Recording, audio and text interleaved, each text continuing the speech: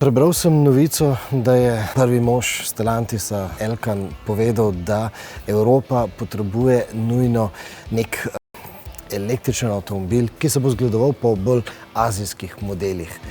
Zdaj tukaj je ciljal na K-Car, se pravi, čeprav razumem, to govoriva o avtomobilih, ki ne bojo kot AMI, ampak govorimo o avtomobilih, ki bodo dosegali višje hitrosti. A si prav predstavljam? Zelo prav. Mislim, da kolikor razumem, gre za avtomobile do 100 km/h. Osebno mislim, da je to en boljših takih projektov trenutno še, ki bojo dejansko zagotavljali več proizvodnje v Evropi in pa seveda produkte po meri kupca. To pomeni, da je ciljal na znamko Leapmotor ali še kakšno ekstra znamko? Jaz mislim, da kar na Leapmotor. Kar na Leapmotor, seveda, bi bilo smiselno, ne? Tako.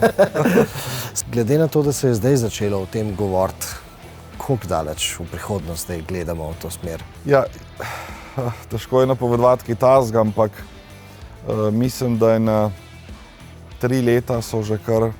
To je realno. Realno, ja. Če sem o tem avtomobilu poslušal tudi na Toyoti, a to pomeni, da Stellantis in Toyota se tukaj kaj... To težko komentiram, ne vem. Osebno mislim, da ne. Da ne. Da ne.